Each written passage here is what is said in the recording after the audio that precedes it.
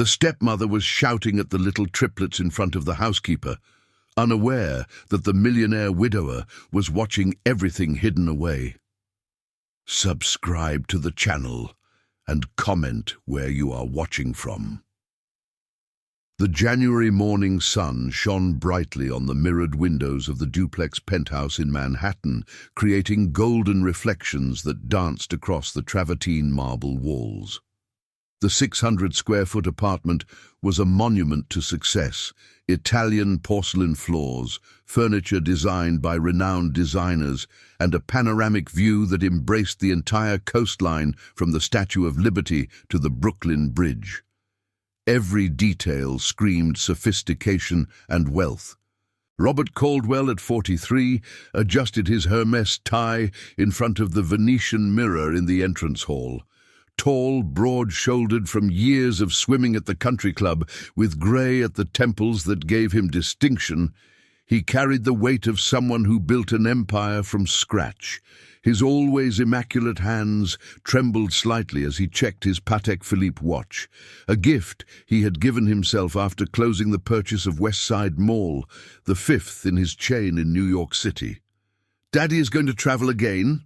The sweet voice echoed down the hallway, making him turn around. Maria Claire, Maria Fern, and Maria Eudora, his 6-year-old triplets, appeared at the bedroom door, still in their pink pajamas with unicorn prints.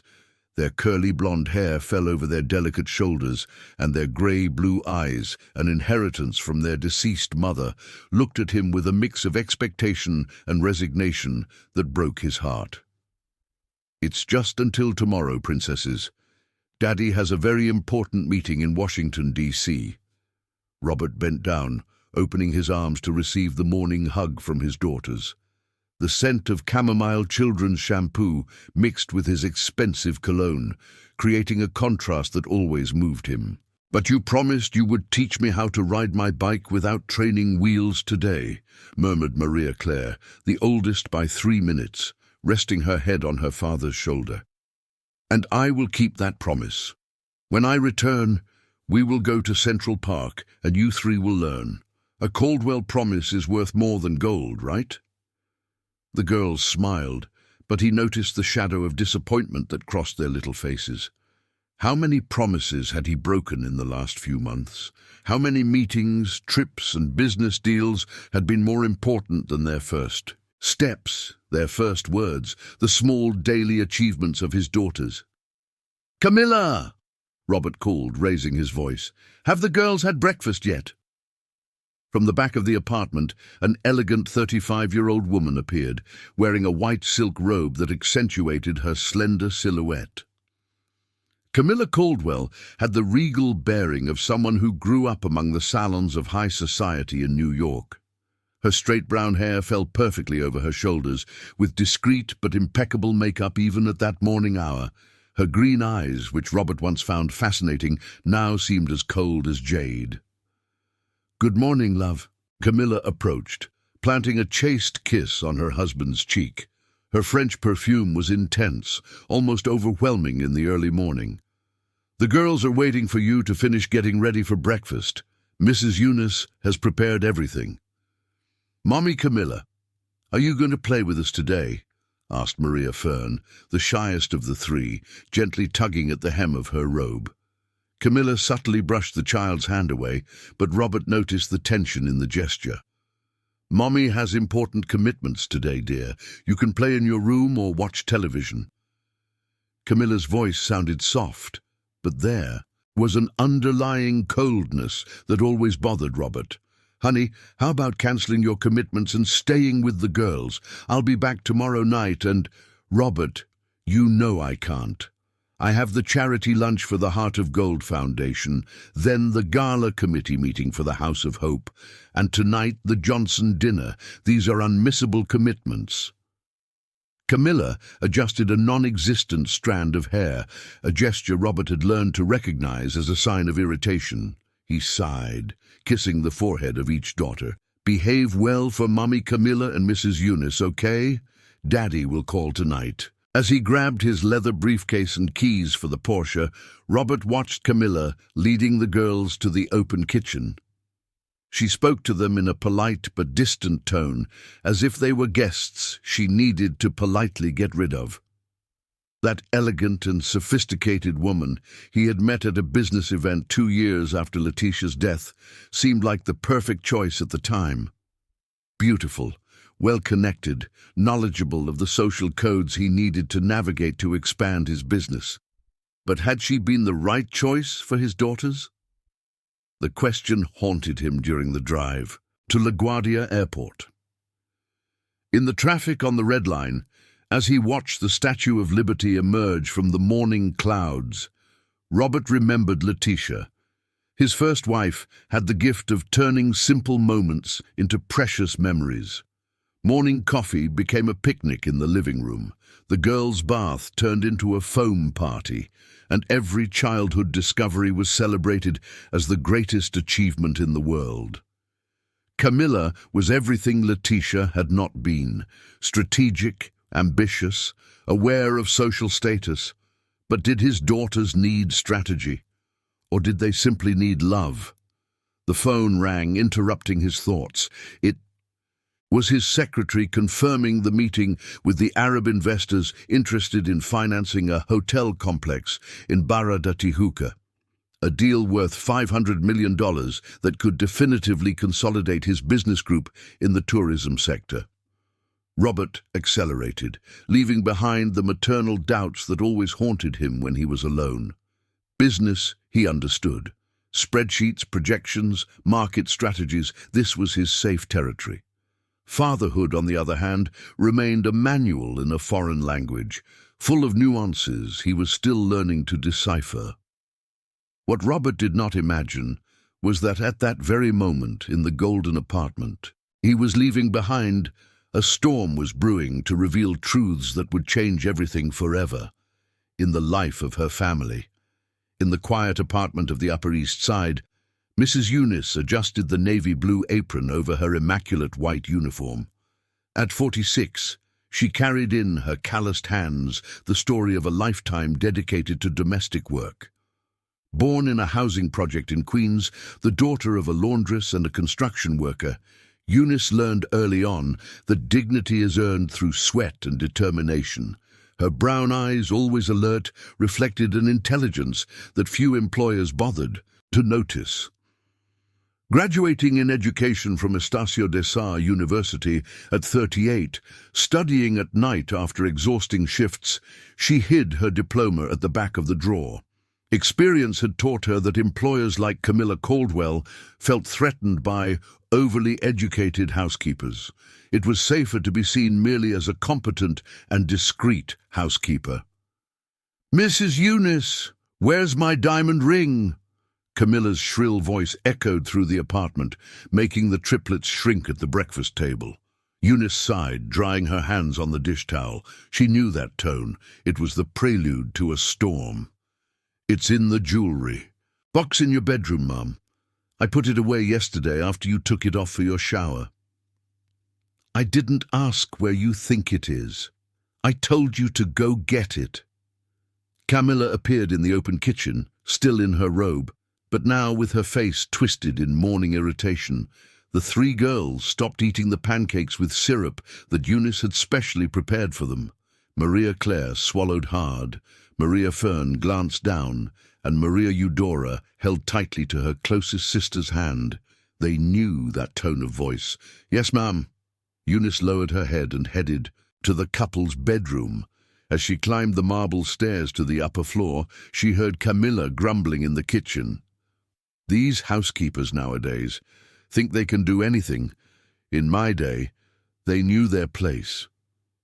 When Eunice returned with the ring, she found a scene that chilled her blood. Camilla was standing in front of the triplets, who remained seated like statues at the breakfast table. "Look at this mess." Camilla pointed to some cookie crumbs on the floor near the table. "You girls are such pigs. Can't you eat properly? Do you think this house is a pigsty?" "Sorry, Mum Camilla," murmured Maria Claire, her voice trembling. "I didn't see it fall. Didn't see it. You never see anything. You're all so careless, just like—" Camilla abruptly cut herself off, but the venom in her voice had already been spilled. Like what, ma'am? Eunice approached, pretending not to understand the gravity of the moment. Like nothing. Clean this up immediately. Camilla snatched the ring from Eunice's hands with a brusque gesture. But the girls understood perfectly. Camilla was going to say, just like your mother. Eunice saw silent tears streaming down Maria Fern's face. Girls, how about you finish your breakfast on the terrace? The day is beautiful, suggested Eunice, trying to break the tension. They will finish right here and learn to eat without spilling everything. Camilla slammed her hand on the granite countertop. I'm fed up with this lack of manners. Ma'am, they are just little girls. Little girls. Camilla turned to Eunice, her green eyes sparkling. They are 6 years old, not babies. They should know how to behave at the table. But how will they learn if everyone keeps coddling them? Maria Eudora, the most sensitive of the three, began to cry softly. The delicate sound echoed through the spacious kitchen, creating a painful contrast with the cold marble and the gleaming appliances. Oh, now you're going to cry? Really? Camilla approached the girl, her face twisted. Crying is for those in pain, not for a spoiled little girl who doesn't want to clean up her own mess. She didn't mean any harm, ma'am. Eunice tried to intervene, but Camilla cut her off with a sharp gesture. I didn't ask for your opinion. You've already done enough ruining these girls. Since you got here, they've only become more sassy and lazy. Eunice felt her blood boil, but kept her face impassive. In 15 months of working in that house, she had learned to recognize the signs. Camilla was particularly aggressive when Robert was away, as if her husband's absence gave her a free pass to show her true personality. Done, I cleaned it, Maria Claire whispered, gathering the last crumbs with a linen napkin. Cleaned? Look how it turned out. Camilla pointed to a nearly invisible stain on the floor. You can't do anything right. Mrs. Eunice, grab the disinfectant cloth and clean this properly. As Eunice bent down to clean the immaculate floor, she heard Camilla continue the humiliation. Do you know why your father travels so much? Because he's tired of seeing this mess at home. He works like a madman to support you, and all you do is make a mess and be a nuisance. Maria Fern sobbed louder, and Maria Claire wrapped her arm around her sister. Eunice noticed how the girls protected each other, creating an invisible shield against their stepmother's verbal cruelty. No, that's not true, Maria Claire murmured, more to herself than to Camilla. What did you say? Are you challenging me? Camilla leaned over the table, her face inches from Maria Claire's. Are you calling me a liar? No, Mom Camilla. Then don't whine. You're going upstairs to your room now and will only come down when I allow it. And I want this apartment in absolute silence. I have important phone calls to make. The triplets rose from the table like automatons, holding hands, and climbed the stairs without looking back. Eunice heard the bedroom door click shut. And you, Camilla turned to Eunice, stop taking their side against me. You're a housekeeper here, not a friend to the children. Eunice took a deep breath, counting mentally to 10. Yes, ma'am, I will continue the cleaning. Alone in the kitchen, while Camilla went upstairs to get ready, Eunice felt her heart tighten. In her bag, hidden among personal documents, was a digital recorder. Robert Caldwell had bought it the previous month. He still hadn't had the courage to use it, but each day he was more convinced that he needed to protect those children. Up in the girls' room, decorated with pink butterfly wallpaper, 3 little sisters consoled each other, whispering promises that one day everything would get better. None of them knew that, at that very moment, Robert Caldwell was in the VIP lounge at the airport, rereading a text message that had arrived during the night. Mr. Robert, I need to talk to you about a very serious matter when you return. Eunice. The flight from Brasilia to New York was delayed by 2 hours due to a storm that swept through the Central Plateau during the afternoon. Robert Caldwell drummed his fingers on the mahogany table in the VIP lounge. alternating his gaze between the laptop where he was reviewing contracts and the phone that displayed Eunice's message for the 10th time. "Mr. Robert, I need to talk to you about a very serious matter when you return. Eunice." The formality of the message intrigued him. In 15 months of work, the housekeeper had never addressed him by text, always preferring to communicate through Camilla or the notes left on the fridge about the girls' routines. What could be so serious to justify this break in protocol? At 6:30 p.m., when he finally landed at LaGuardia, Robert decided not to notify anyone about his early arrival. He wanted to surprise his daughters and perhaps discover what Eunice had to tell. Him that was so important. The traffic in the Upper East Side was heavy, typical for a Tuesday at the end of January. As the private driver navigated the narrow streets of Manhattan, Robert observed children playing in the sand at the beach, vendors offering cold coconut water, and families gathered at kiosks enjoying the New York evening. That simple, warm normalcy contrasted with the formal and controlled environment of his apartment. It was 7:15 p.m. when Robert inserted the key into the main door lock. The apartment was silent, strange for a time when the girls should have been having dinner or playing in the living room. He left his suitcase in the hall and walked toward the social area. That's when he heard it. "I'm tired of repeating the same thing. You are all such rude little brats." Camilla's voice echoed from the kitchen, laden with a harshness Robert had never witnessed before. Instinctively, he headed down the hallway that led to the intimate area, walking on tiptoes over the porcelain floor. "Look at this mess! You spilled juice on the living room table." Camilla's voice was even more agitated. "You are good for nothing." Robert stopped behind the wall that divided the hallway from the living room. Through the beveled mirror that decorated the entrance, he could partially see the scene. His 3 daughters were lined up in front of the beige sofa, heads down, still in their school uniforms from St. Ignatius School. "Sorry, Mum Camilla," Maria Claire murmured, her voice barely audible. "It was an accident." "Accident, accident. You do everything by accident." Camilla gestured dramatically, her navy blue silk midi dress fluttering with her abrupt movements. "Do you think I'm a clown, that I'm here to clean up after spoiled children?" Robert felt his stomach tighten.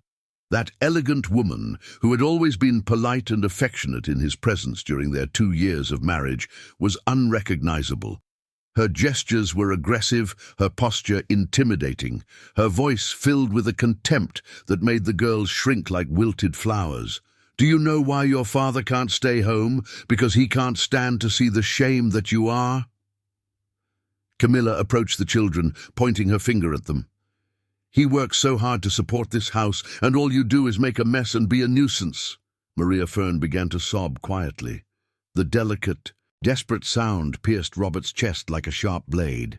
His most sensitive daughter, who had cried since she was a baby when she sensed tension in the environment, was being deliberately hurt by the woman who should be protecting her. "Stop crying!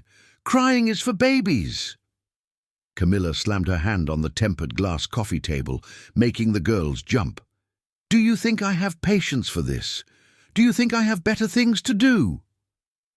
That's when Eunice appeared in the living room, coming from the kitchen, carrying a tray with empty glasses. "Ma'am, can I take the girls to dinner? It's time."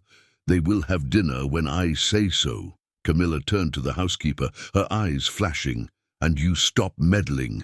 Isn't it enough that you're ruining these children? Now you're questioning me." Robert watched Eunice lower her head, but he noticed something different in her posture. The housekeeper seemed to be controlling herself, as if she were holding back a stronger reaction. "I just thought that you're not paid to think. You're paid to clean and cook." Camilla took a step toward Eunice, her tone rising an octave. "If you're not satisfied with your job, here, the door is right there." Maria Eudora, who had remained silent until then, whispered almost inaudibly, "I want Mommy." The silence that followed was deafening. Robert saw Camilla slowly turn to the girl, her face contorted with pure malice. "Your mommy is dead. She died and will never come back." The words came out of Camilla's mouth like daggers. "And do you know why? Because she was weak, just like you are being now." Robert felt the world collapse. Elizabeth had died of cancer after a courageous 2-year battle. Seeing her disrespected in memory and his daughters being psychologically tortured was the trigger he needed. "Now you're going to your room, and I don't want to hear a peep until tomorrow morning," Camilla continued, oblivious to the fact that she was being watched. "And if I hear any noise, any crying, you'll be grounded for the rest of the week." The triplets. They stood up in silence, hands clasped together, and walked towards the stairs. Robert saw tears silently streaming down their little faces and the way they leaned on each other, creating a desperate shield against the cruelty they had just faced.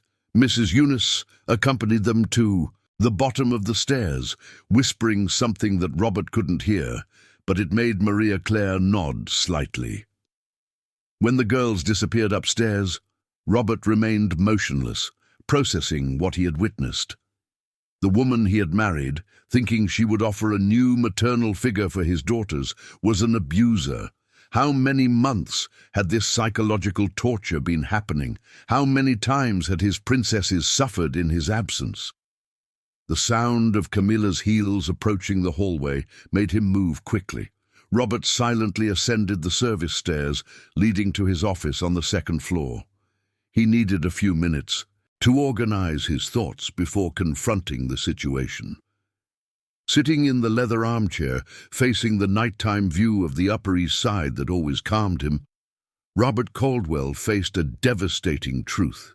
He had completely failed as a father. And now he needed to find a way to protect his daughters without destroying their lives in the process. Robert remained in the office for 2 hours, his mind swirling between anger and remorse.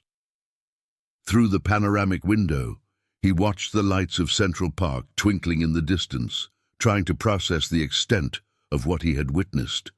The muffled sound of the television downstairs indicated that Camilla had settled in the living room, probably watching one of her cable gossip shows.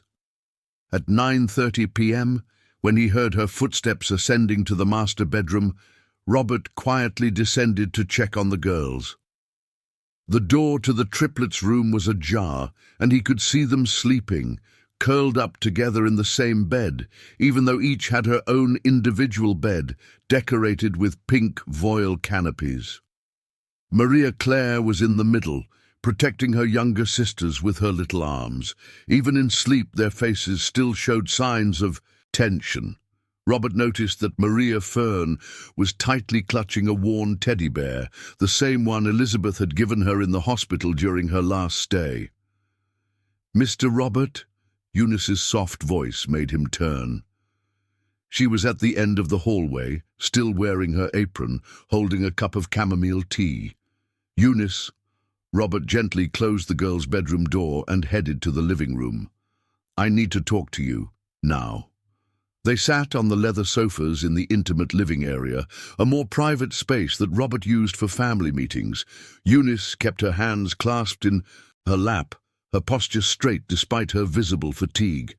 "I saw everything," Robert began, his voice controlled but heavy with emotion. "I arrived early and witnessed what happened in the living room." Eunice closed her eyes for a moment, as if a huge weight had been lifted from her shoulders. "Thank God," she whispered. "I was praying that you would find out, but I didn't know how to tell you without sounding like a housekeeper gossiping. How long has this been happening?" "Since the 3rd month of your marriage, more or less." Eunice looked directly into Robert's eyes. "At first, it was just acidic comments when you weren't around. Then came the punishments for the slightest things.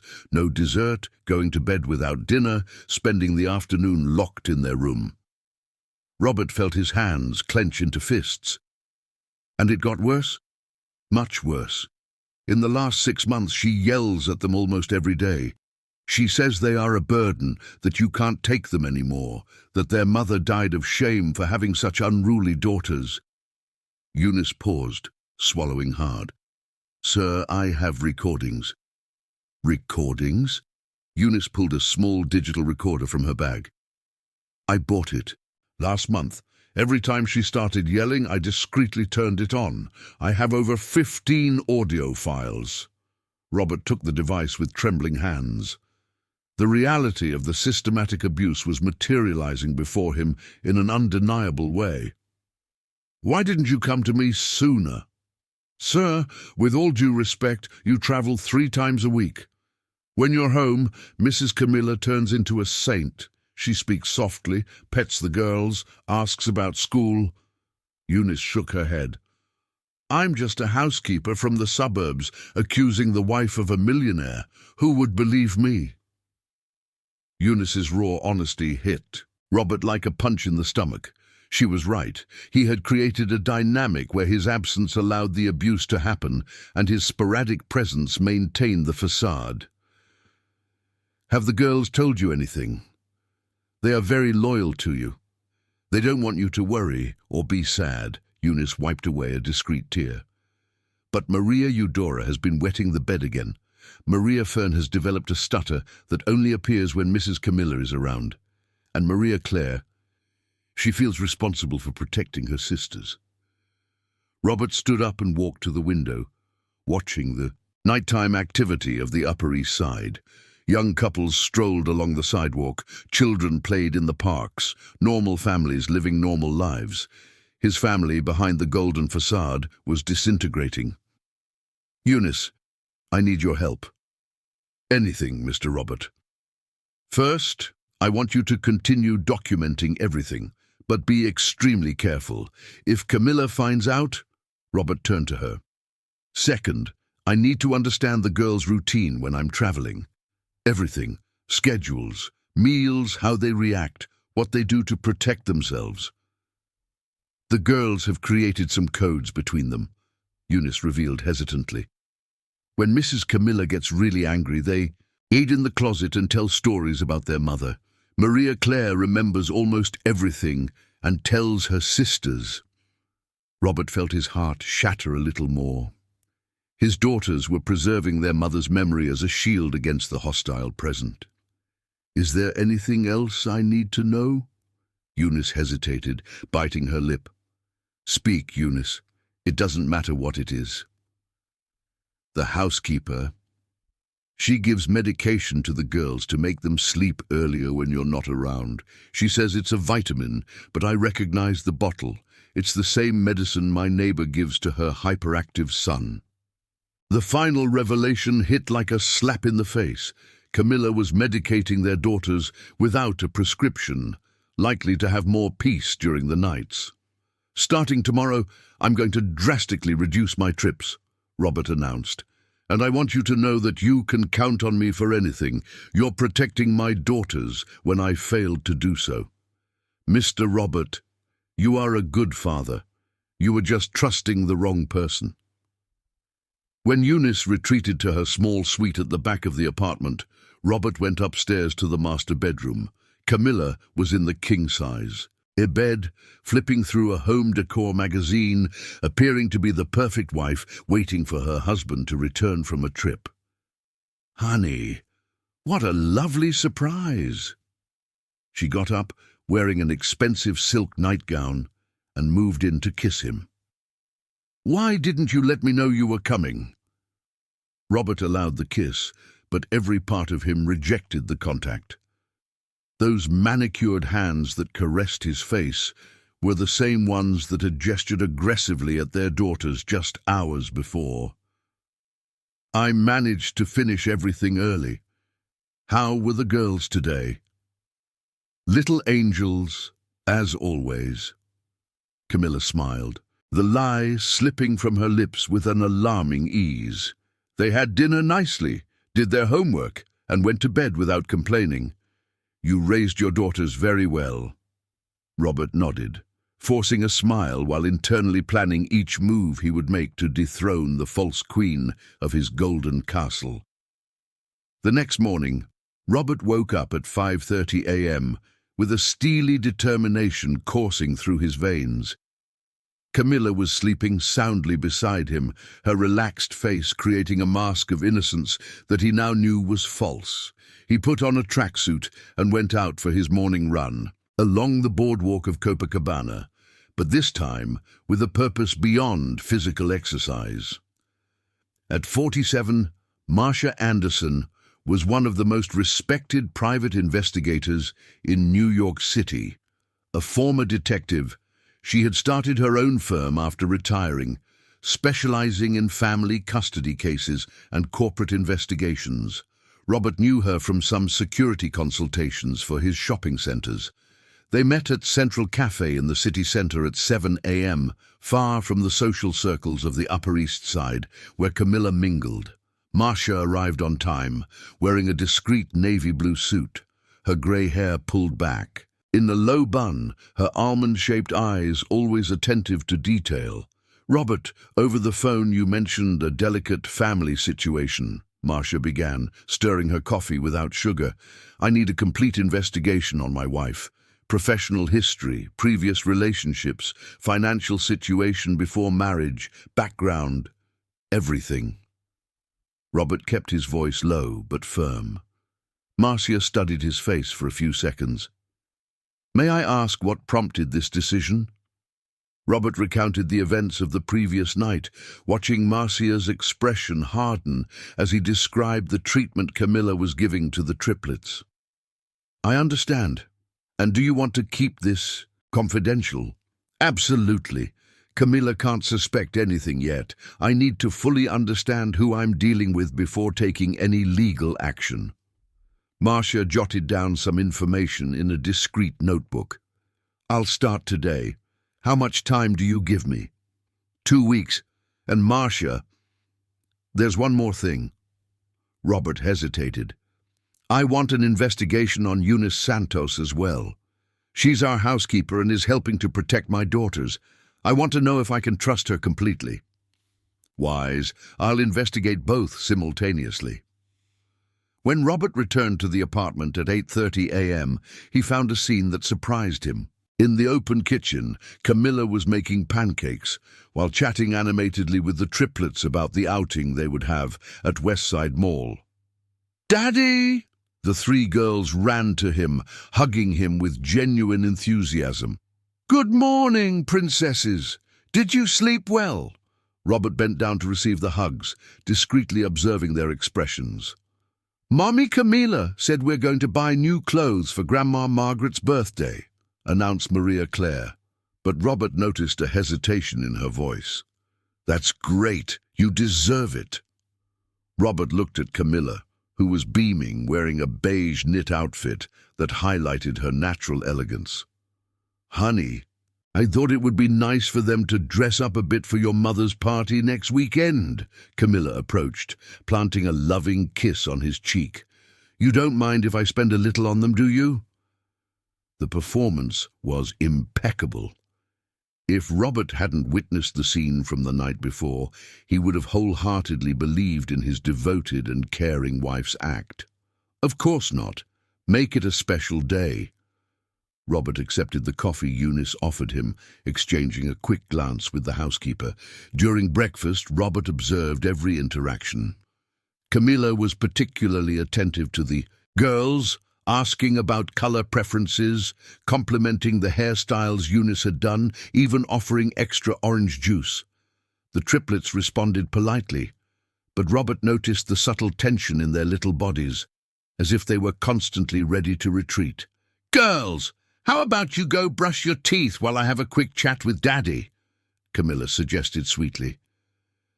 When they were alone, she approached Robert with a worried expression. "Honey, I need to tell you something. Last night, after you went up to see the girls, they threw a terrible tantrum because they wanted to stay awake until you got back. I ended up being a bit firmer than usual." Robert nearly choked on his coffee.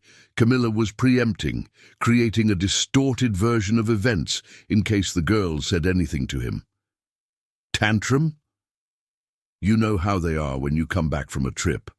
They get euphoric and don't want to go to sleep. I had to explain that rules exist to be followed.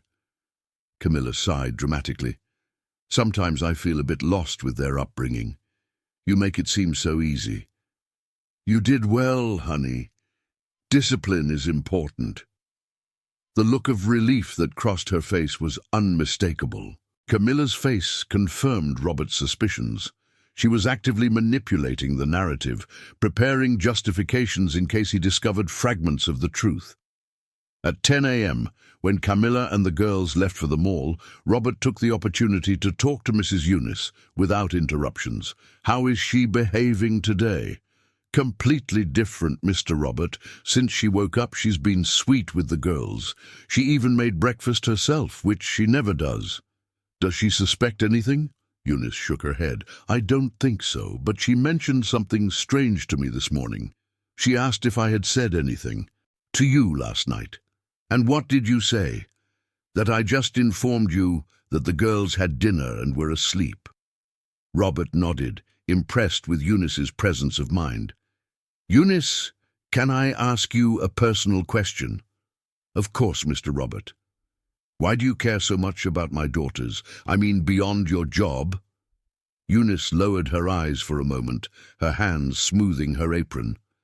Mr. Robert, I lost my husband 5 years ago in a construction accident. He was a carpenter. It was just me and my daughter, Bruna. She's 16 now and studies at the same school as your girls on a full scholarship. Eunice looked out the window, her voice choked. When I started working here and saw how the girls were suffering, I remembered how I felt alone and helpless. Every child deserves someone to look out for them. Is your daughter doing well? She is, sir. She's a studious girl, wants to be a doctor. I work here thinking about her future, too. Robert felt a tightness in his chest. Eunice wasn't just protecting his daughters out of kindness. She was building a better future for her own daughter through dignified work. Eunice, regardless of what happens in the coming weeks, I want you to know that you will have my support. You and your daughter. The housekeeper's eyes filled with tears. Thank you, Mr. Robert. You are a good man. When his phone rang at 2 p.m., Robert saw Marcia's name on the screen. Robert, I've managed to gather some preliminary information about Camilla Caldwell. I can tell you that the surname is not real. She legally changed it 3 years ago. And there's more. I found records of at least 2 previous jobs where she was fired for behavioral incompatibility with minors. Can we meet tomorrow? Robert ended the call with his heart racing. The investigation had begun, and the first discoveries already confirmed that Camilla Caldwell was much more dangerous than he had imagined.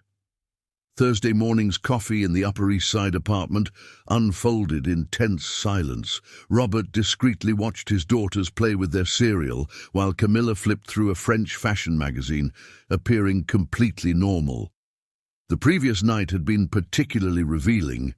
He had pretended to sleep and heard Camilla on the phone with someone, discussing strategies to keep things under control. At 9:30 a.m., after Camilla left for her morning Pilates at the country club, Robert headed to Marcia Anderson's office in Ipanema. The discreet commercial building on Visconde de Piraja Street housed various professionals, providing the necessary anonymity for the meeting.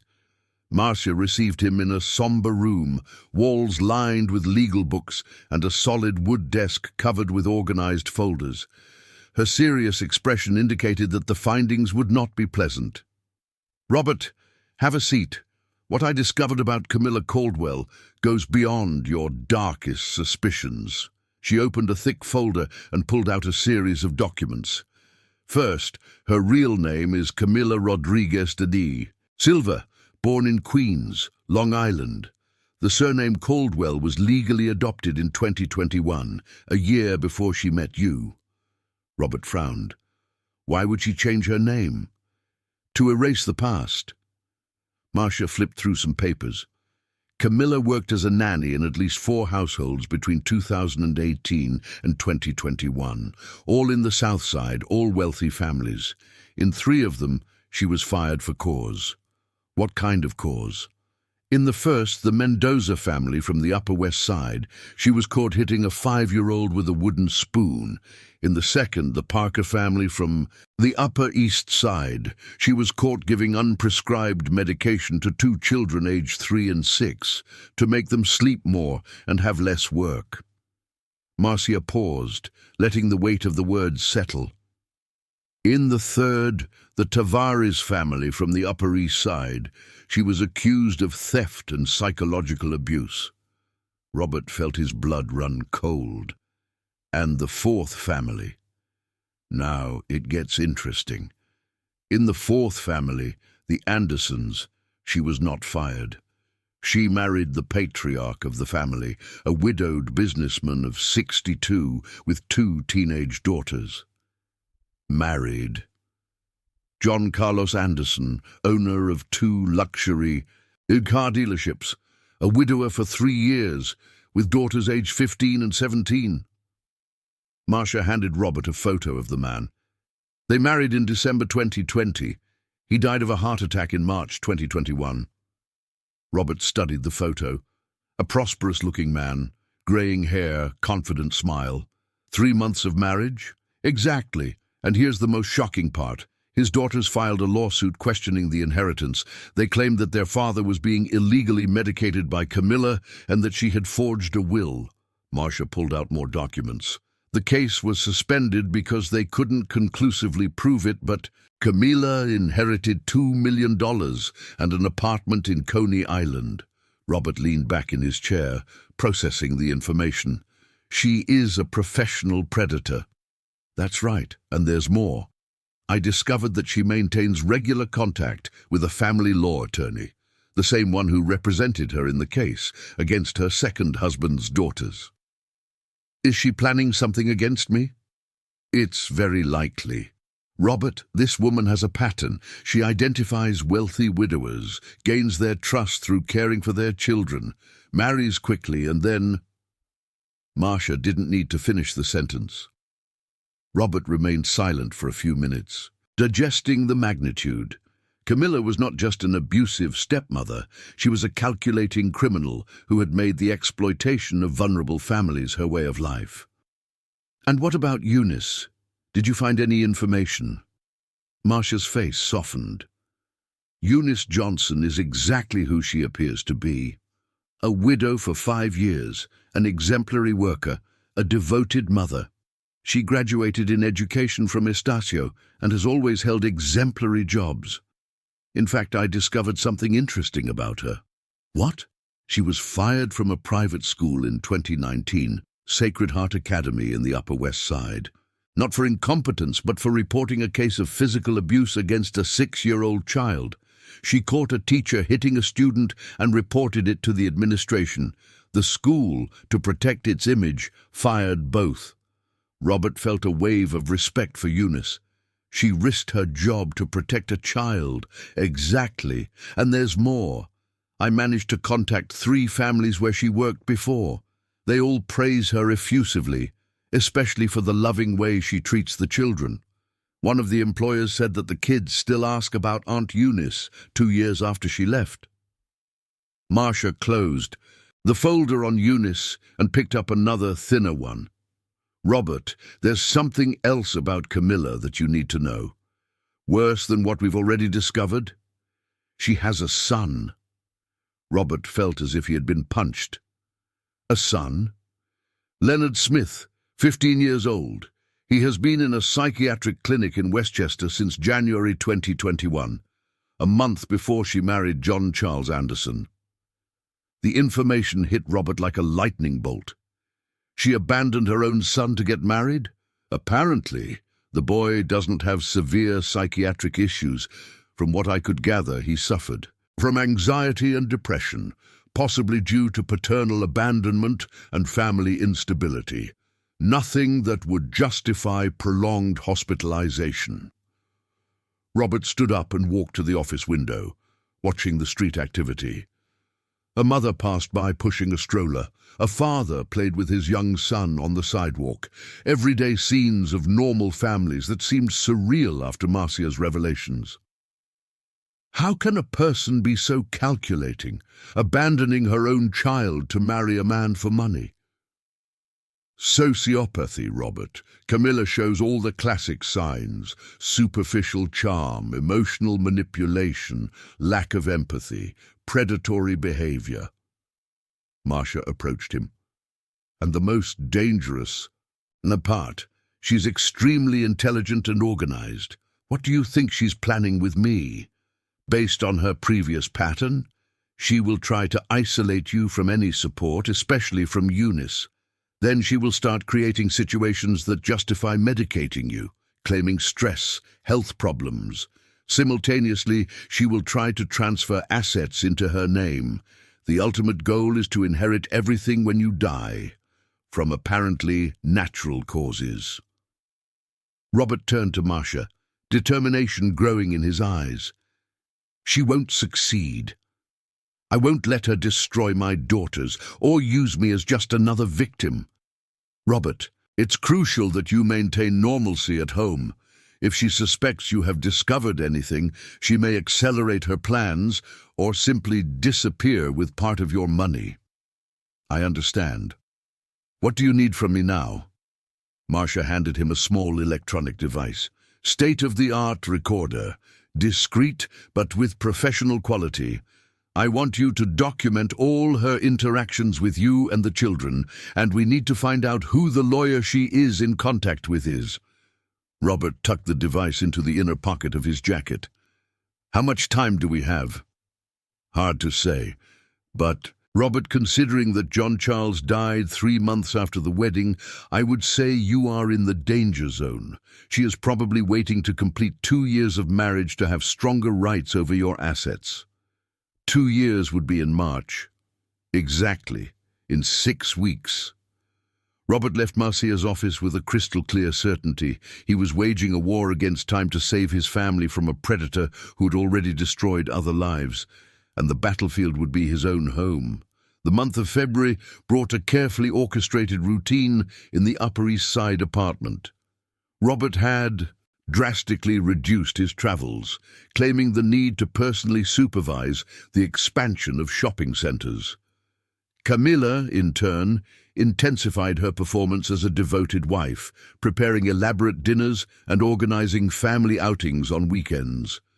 It was a rainy Friday when Robert decided to put the first phase of his plan into action. He arrived home at 3 p.m., earlier than usual, carrying a bouquet of white roses and a box of imported chocolates, gifts he had specifically bought to create an atmosphere of normalcy. "What a wonderful surprise!" Camilla greeted him in the hall, wearing a pink midi dress that accentuated her tanned skin. She kissed him warmly, but Robert noticed her eyes quickly scanned the apartment, as if checking that everything was in order. "Where are the princesses?" "In their room, doing homework. Eunice is helping." Camilla arranged the roses in a baccarat crystal vase. "Honey, we need to talk about something important." Robert discreetly activated the recorder in his pocket. "Sure. What is it about?" "It's about Eunice." Camilla led him to the living room, sitting beside him on the Italian leather sofa.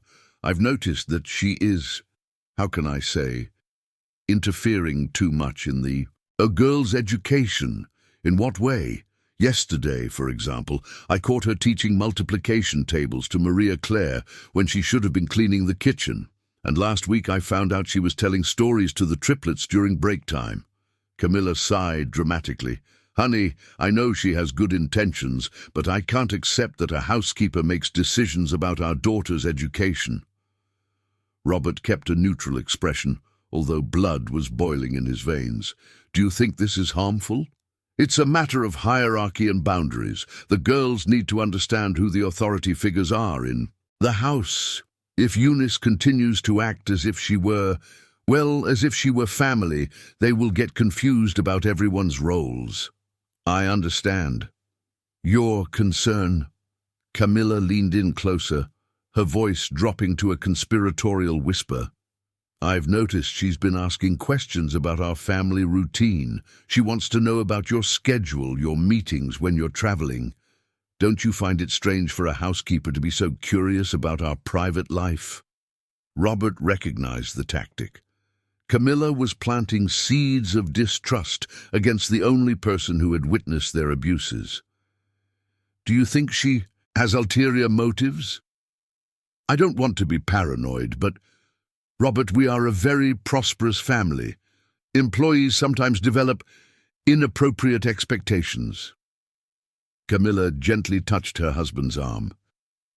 Maybe it would be better to hire someone more professional.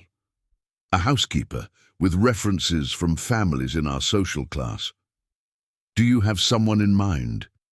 Actually, yes. Patricia Mendoza recommended a wonderful English housekeeper to me. She's worked for ambassadors, speaks 3 languages, has experience with refined education. Camilla paused deliberately. And most importantly, she knows professional boundaries perfectly. Robert nodded thoughtfully. I'll consider it. But Eunice has been very dedicated. Exactly. Too dedicated. That's what worries me. Camilla stood up, smoothing her dress. Honey, you are a generous man, sometimes too generous. People like Eunice can misinterpret your kindness. At that moment, Maria Claire appeared in the room carrying a sketchbook. Daddy, come see what I drew. Robert opened his arms to embrace his daughter, but Camilla quickly intercepted. Maria Claire, did you finish all the math homework I left? The girl lowered her eyes. Not yet, Mom Camilla. Then it's not playtime. Go back to your room and finish everything before dinner. Camilla's tone was firm but controlled in Robert's presence. But Daddy just got here. Daddy will be here after you finish your homework. Camilla approached Maria Claire, placing a hand on the girl's shoulder with enough pressure to be uncomfortable. Or would you prefer to go without television tonight? Robert saw the flash of fear in his daughter's eyes. Go on, Princess, we'll talk later. When Maria Claire left, downcast, Camilla turned to Robert with an understanding smile. See? This is exactly what I'm talking about. Eunice is teaching the girls to disrespect me. Before she came, they never questioned my instructions. What do you mean? She fills their heads with ideas that they can interrupt adults, that they don't need to finish their tasks before playing. Camilla shook her head. I'm trying to teach discipline and responsibility, but she sabotages my efforts. Robert stood up. I'll talk to the girls. In the triplets room, he found Mrs. Eunice helping Maria Fern with a Portuguese exercise while Maria Eudora colored pictures and Maria Claire finished math problems. The atmosphere was calm and productive, very different from the tension that always lingered when Camilla was around. How's the lesson going, girls? Daddy! The 3 dropped everything and ran to hug him.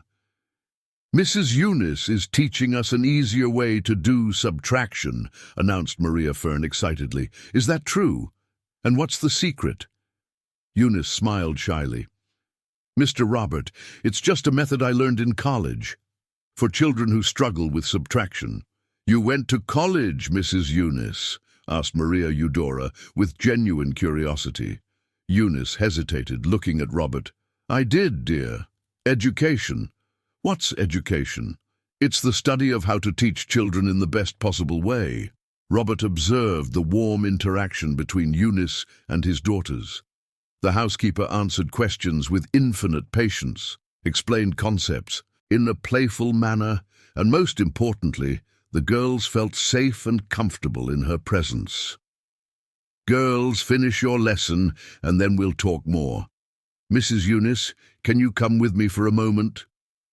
In the office, Robert closed the door and activated the sound system to mask the conversation.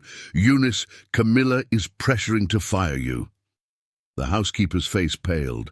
Why, Mr. Robert? Did I do something wrong? You're doing everything right. That's exactly the problem. Robert sat in the leather armchair. She realizes that the girls trust you more than they trust her, and that threatens her. Plans. What plans? Robert took a deep breath. It was time to reveal part of the truth. Eunice, I hired a private investigator. Camilla is not who she pretends to be. She has been married before, and there are strong indications that she poses a danger to me and the girls. Eunice sat heavily in the chair across from the desk. My God, I knew something was very wrong with that woman. I need you to keep documenting everything, but now it's even more crucial. And Eunice, if you ever feel that the girls are in immediate danger, call this number. Robert handed her a card with Marcia Anderson's direct phone number. At any time of day or night. Mr. Robert, what if she fires me before we can prove anything? That won't happen. But if it does, I already have an alternative plan. Robert didn't mention that the alternative plan included offering Eunice a permanent position as the girl's housekeeper, with a salary 3 times her current pay and full benefits. He needed to keep Eunice close. She was the only barrier between his daughters and a woman he now knew was capable of anything. Downstairs, Camilla was preparing a special dinner, humming a soft tune while seasoning grilled salmon. To any outside observer, she seemed like the perfect wife taking care of her family. But Robert now knew that every affectionate gesture was calculated, every smile a carefully constructed mask. The chess game had begun, and he was determined to protect his queens. The beginning of March arrived with a suffocating heat in New York City. Robert had implemented a new routine. He worked from the home office 3 days a week, claiming the need to supervise a special project. In reality, he was systematically documenting Camilla's behavior and observing her interactions with the triplets. It was a Tuesday, March 5th, when Marcia Anderson called with urgency in her voice. Robert, I need to see you today. It's about Camilla's son, Leonardo. I discovered something that completely changes the scenario. They met at a discreet cafe on Maple Street, away from the curious eyes of the Upper East Side. Marcia arrived carrying a folder even bulkier than in previous meetings, her serious expression revealing the gravity of the new findings. I managed to talk to the psychologist who works with Leonardo at the clinic in Westchester. Marcia began, lowering her voice. What she revealed to me is shocking. Robert leaned forward, mentally preparing himself. Leonardo has no significant psychiatric disorder.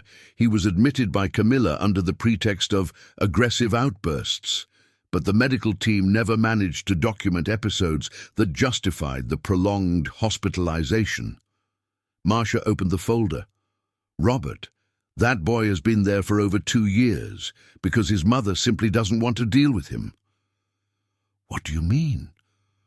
Worse still, Leonardo revealed to the psychologist that Camilla has a history of abusive relationships. She had at least 3 boyfriends after the boy's father died, all older and financially successful men. And in all these relationships, Leonardo suffered emotional neglect and, in at least 2 cases, physical abuse. Robert felt his stomach churn. She abused her own son? Not directly, but she allowed her boyfriends to do so. Leonardo told that one of them would lock him in his room for hours as punishment for bothering when Camilla had visitors. Marcia flipped through some documents. There's more, Robert.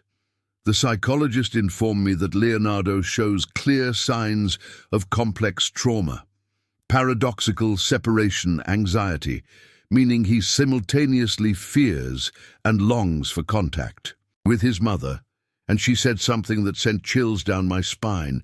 Mommy always said I was a nuisance to her plans. My God. Robert, this boy is 15 years old and emotionally destroyed. The hospitalization is not therapeutic. It's a dumping ground. Camilla pays exorbitant fees to keep her son away, free to execute her marital schemes. Robert remained silent for long minutes, processing the monstrosity of the situation. Camilla was not just an opportunist. She was a mother who had deliberately abandoned her own son to facilitate her manipulations. Are there more discoveries? Unfortunately, yes. Marcia pulled out another set of papers. I gained access to the medical records of Camilla's second husband, John Charles Anderson. He did not die of natural causes. Robert froze. What do you mean? John Charles was being treated for hypertension with a specific medication.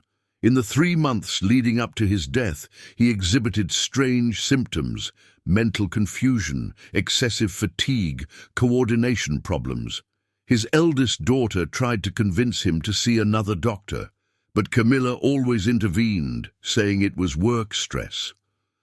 And what did the autopsy reveal? There was no complete autopsy.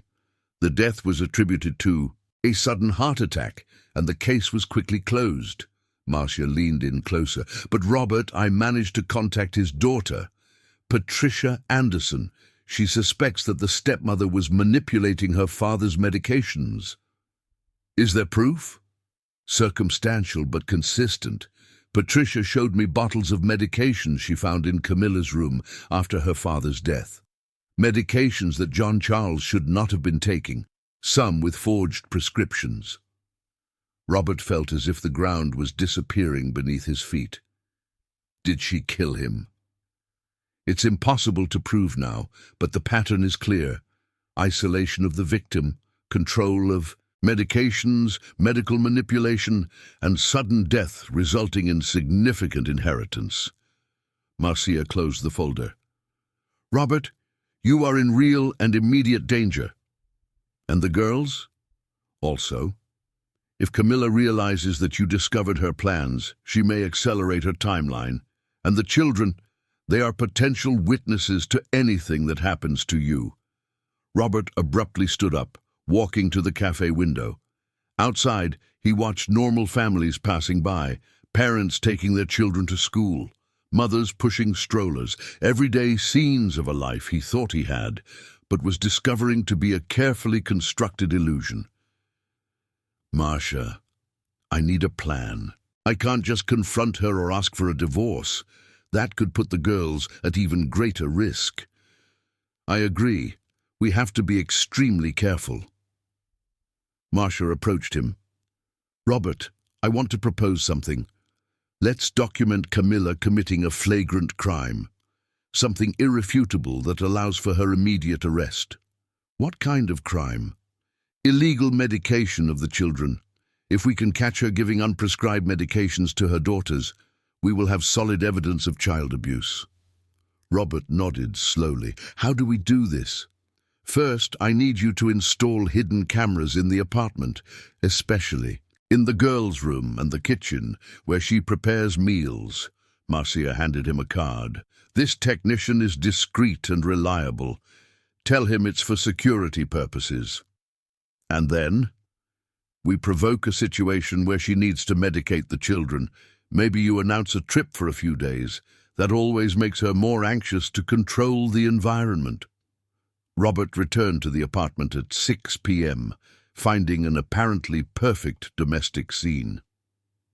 Camilla was helping the triplets with their homework at the dining table while Mrs. Eunice prepared dinner. The smell of cheese lasagna filled the air, and classical music played softly on the sound system. "Daddy!" The girls ran to him, hugging him with the genuine enthusiasm that always warmed his heart. "Hi, princesses! How was school today?" "Aunt Fern said our essays were the best in the class," announced Maria Claire proudly. "What did you write about?" "About our family," replied Maria Eudora shyly. "I wrote about you and about Mrs. Eunice." Robert noticed Camilla slightly furrow her brows. "And about Mom, Camilla." Maria Eudora looked down. "I forgot." "It's okay, sweetheart.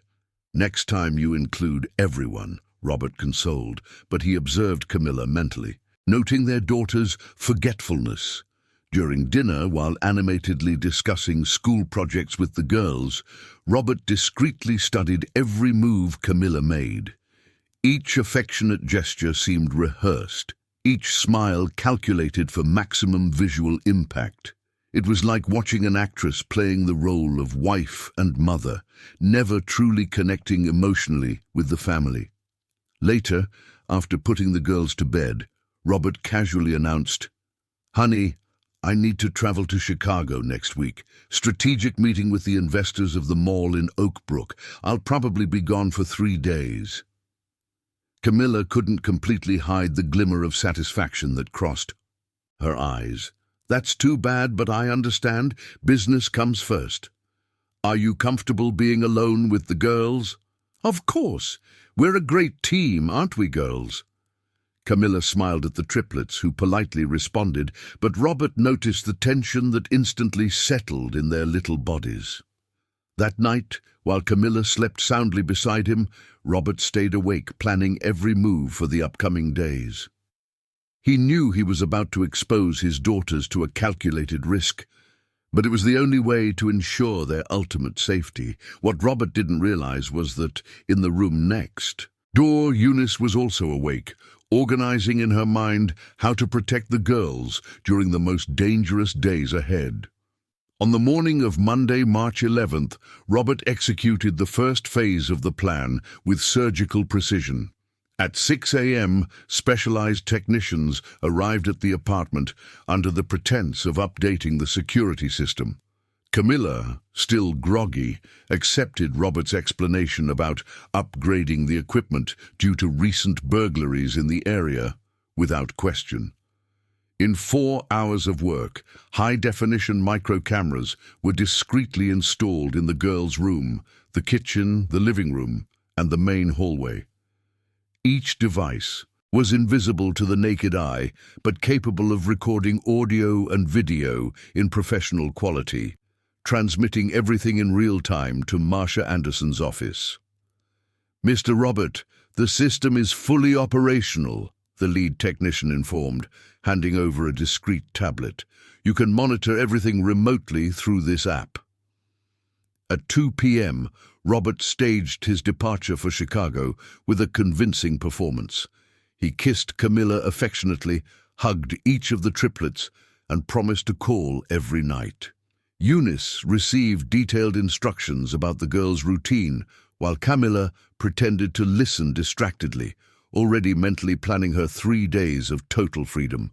What Camilla didn't know was that Robert was only 15 minutes away, settled in a suite at the Four Seasons Hotel in Lincoln Park, monitoring every move through the hidden cameras. Camilla's transformation was immediate and shocking. At 3:30 p.m., less than an hour after Robert's departure, the cameras recorded the first explosion. Maria Fern was accidentally knocked over a glass of water on the kitchen table while having a snack. "You idiot! You can't even drink water properly!" Camilla's voice echoed through the tablet speakers, making Robert clench his fists. "Look at the mess you made!" The footage showed Maria Fern backing away, her eyes filling with tears as Camilla gestured aggressively over the puddle of water on the floor. "Sorry, Mum Camilla." "Sorry doesn't clean the floor." "Eunice," Camilla shouted, "come clean up the mess this girl made."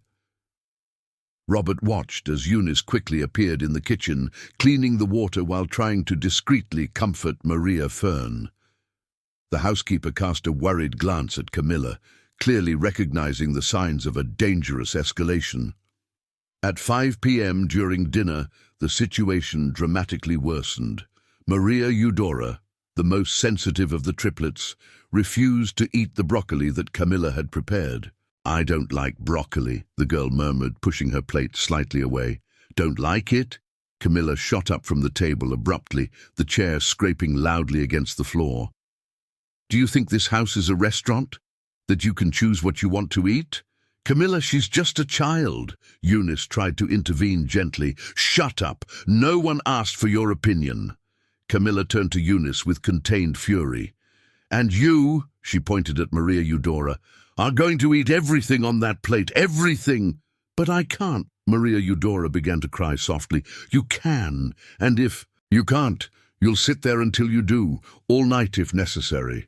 Robert watched in horror through the screen. Maria Eudora, only 6 years old, was trying to swallow the broccoli between sobs, while her sisters watched in absolute silence, clearly terrified. At 7:30 p.m., the moment that Marcia had anticipated arrived. The girls were in their room playing quietly when Camilla entered, carrying 3 small glass cups. "Girls, it's time for your medicine." Robert immediately activated the high-resolution recording. This would be the irrefutable evidence they needed. "What medicine, Mom Camilla?" Maria Claire asked cautiously. "Special vitamin to help. You sleep well and have sweet dreams," Camilla replied in a sugary voice that grotesquely contrasted with her previous aggression. "Daddy asked me to give it to you while he's away." Robert knew it was a lie. He had never authorized any medication. "It smells bad," Maria Fern observed, sniffing the pink liquid in the cup. "It's tasty, and obedient girls take their medicine without complaining." Camilla's tone subtly hardened.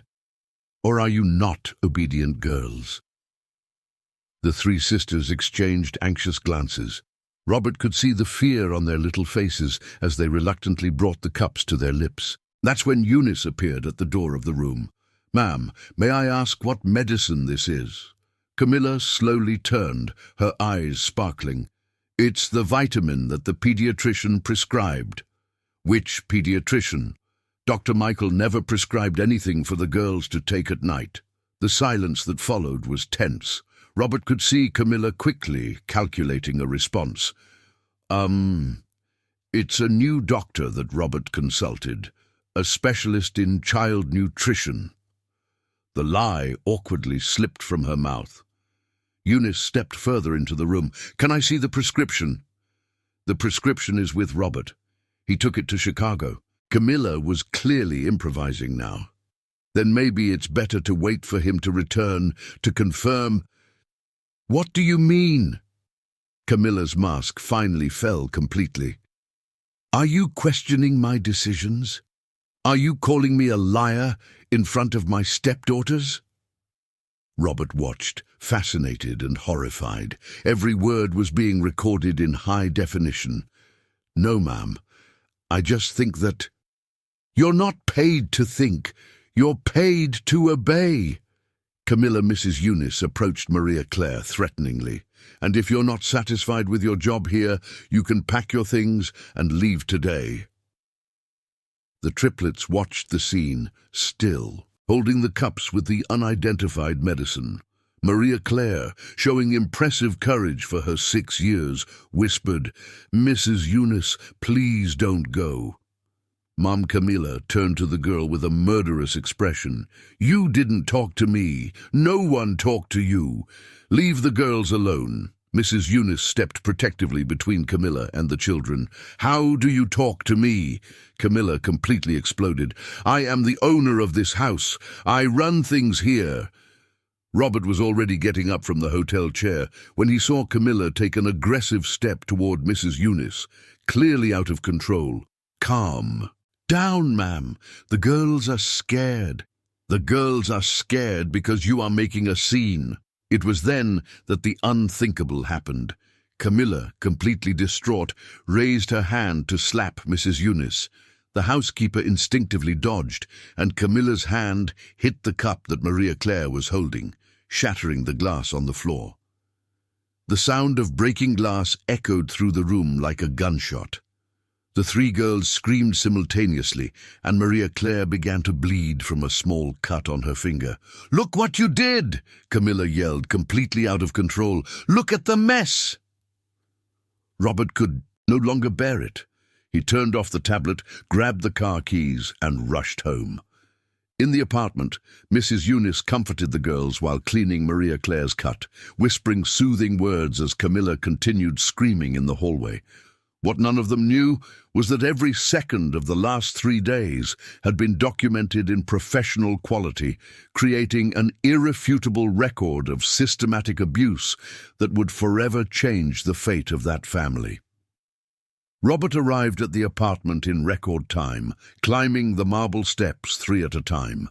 His hands trembled as he inserted the key into the lock, his heart racing from the adrenaline and fury coursing through his veins. It was 8:15 p.m., and the apartment was engulfed in a tense silence that contrasted with the noise of the sea outside. In the entryway, he found Mrs. Eunice organizing a small suitcase by the door. Her eyes were red, but her posture remained dignified despite the storm she had faced. "Mr. Robert, thank God you're back." Mrs. Eunice's voice was choked but firm. "She fired me, said I have until tomorrow morning to leave." "Where are the girls?" "In the bedroom, sir. I managed to calm them down a bit, but they are very scared. Maria Claire—" Mrs. Eunice swallowed hard. "Maria Claire asked if it was because of her that I'm leaving." Robert felt his heart shatter a little more. His daughters were blaming themselves for the chaos that a manipulative woman had created in their lives. "Eunice, listen carefully. You are not leaving. You can unpack that suitcase." Robert gently touched the housekeeper's shoulder. "From now on, a lot is going to change in this house."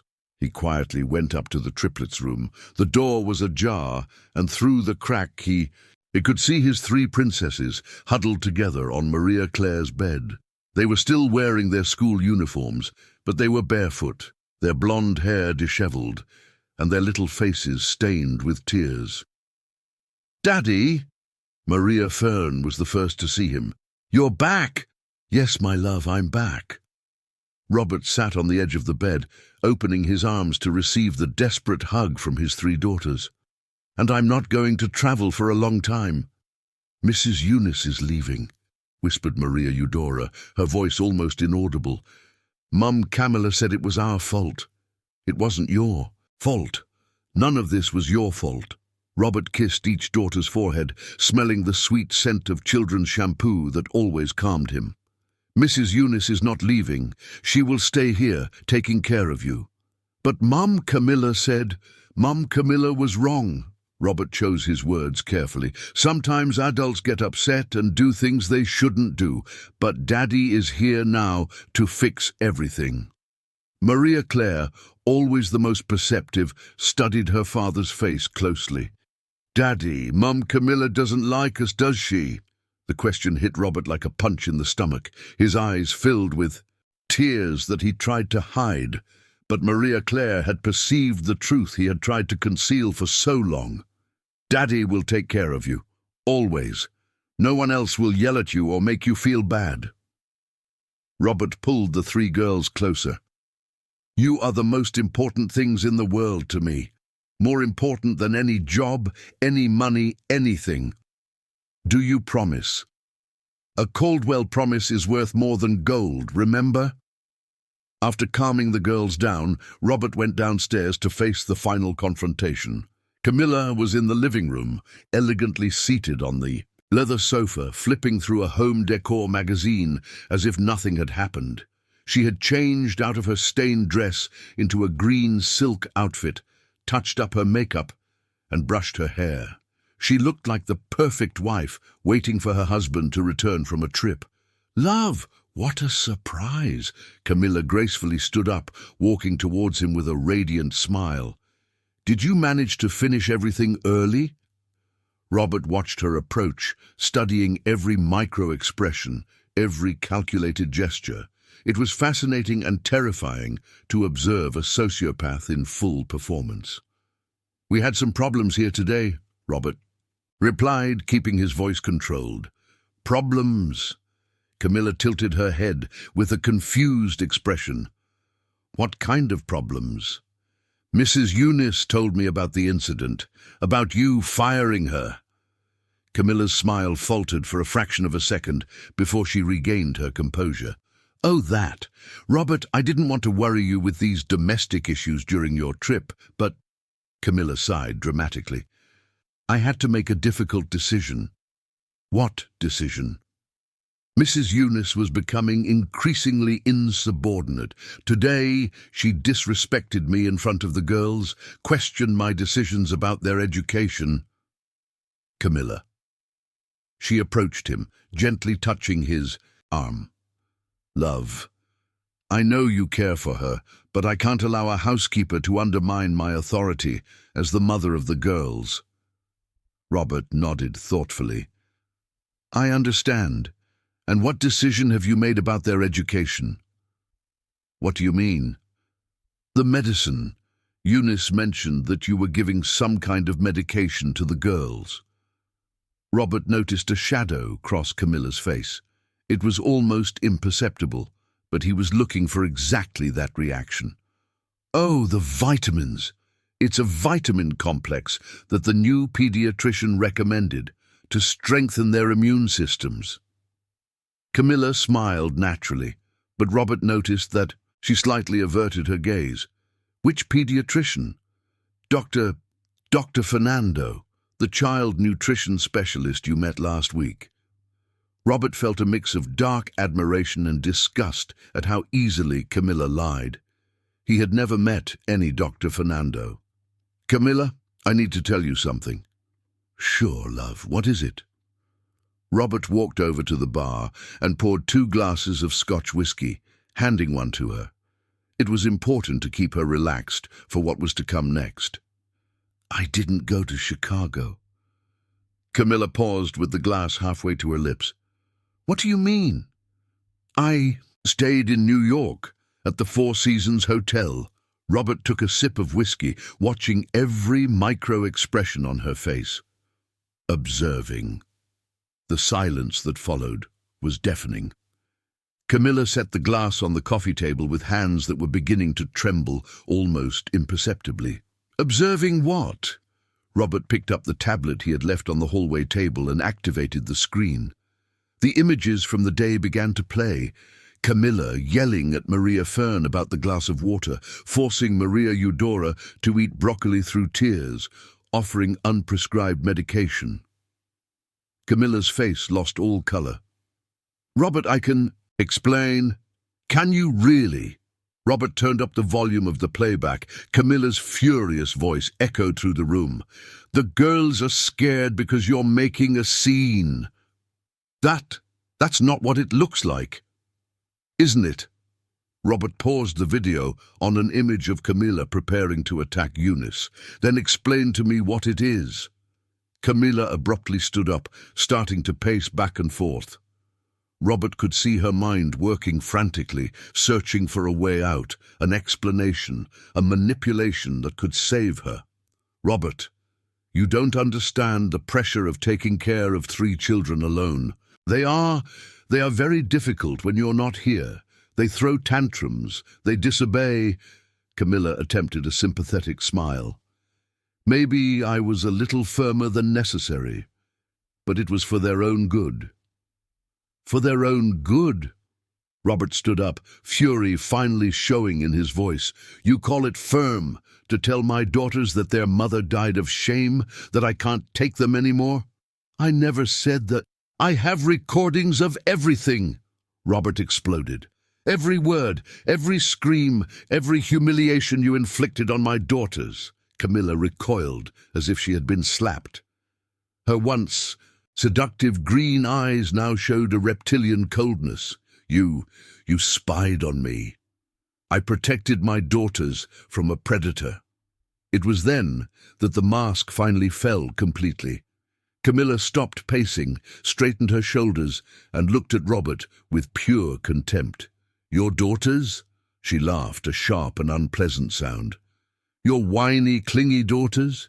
Did you think I didn't know what I was doing? Robert remained silent, allowing her to reveal herself completely. You were a perfect target, Robert. Rich widower, needy, with 3 problematic children that no smart woman would want. Camilla was now walking with predatory steps. I thought it would be easier, but your daughters are truly unbearable. Go on. Go on with what? You want to hear the truth? Camilla tossed her hair back. The truth is I married you for the money. The truth is your daughters disgust me with their pathetic need for attention. The truth is I planned everything from the start. Robert discreetly activated the recorder in his pocket. Planned what exactly? First, get rid of those children. Intern them in some boarding school or convince you that they needed specialized help. Camilla smiled wickedly. Then take care of you. Some health issues, a lot of stress, anxiety medication. Accidents happen, Robert.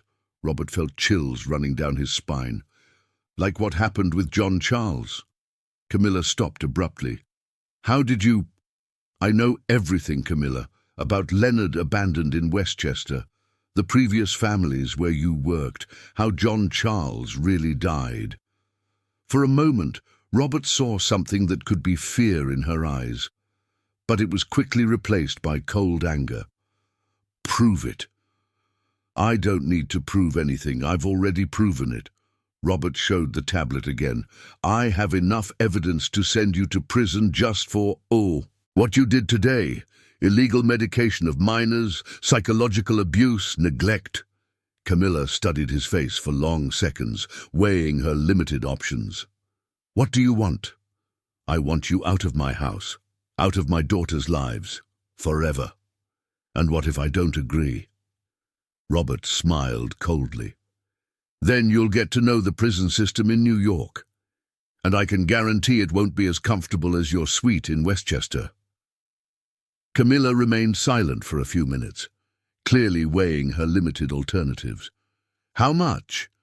What do you mean? How much will you give me to leave quietly? Robert had expected this question. It was the last card of a cornered predator. $1 million, bank transfer tonight. In exchange, you sign a document renouncing any rights to my assets, commit to never contacting me or my daughters again, and accept that I keep custody of the recordings as collateral. Camilla quickly calculated. $1 million was much less than she had planned to inherit, but significantly more than she would get if the case went to court. And if I agree, the recordings are kept safe? As long as you comply with the agreement. Deal. 3 hours later, Robert watched Camilla hurriedly pack her bags. She moved with mechanical efficiency, packing only the essentials. Essential. The expensive jewelry, designer dresses, imported shoes, everything was carefully organized into 2 large suitcases. When she descended the marble staircase of the Upper East Side apartment for the last time, Camilla paused for a moment in the foyer. Robert expected some kind of dramatic farewell, perhaps a final attempt at manipulation. Instead, she simply said, "Your daughters are going to be a handful. They are just like their mother, weak and sentimental." Robert did not respond. He simply opened the door and watched the woman who had shattered the peace of his family disappear into the New York dawn. Up in the triplets' room, 3 little sisters slept intertwined, unaware that they had just been freed from a nightmare. And in the back of the apartment, Eunice Johnson cried silently with relief, thinking of the teenage daughter who would continue to study in safety. Robert Caldwell stood alone in the spacious living room of his golden apartment, watching the sunrise over the Upper East Side. He had lost nearly 2 years of his life and a considerable part of his fortune. But he had gained something far more valuable, the certainty that he would never again allow anyone to hurt his daughters. From that day forward, the Caldwell family's life would take a completely new direction. A direction built on truth, protection, and finally, genuine love. If you like this, subscribe to the channel, hit the notification bell, and if you watched until now, comment, "I watched until now," and leave your opinion about this story. Oh, and don't forget to watch the next video that appears on the final screen. It's going to be very exciting.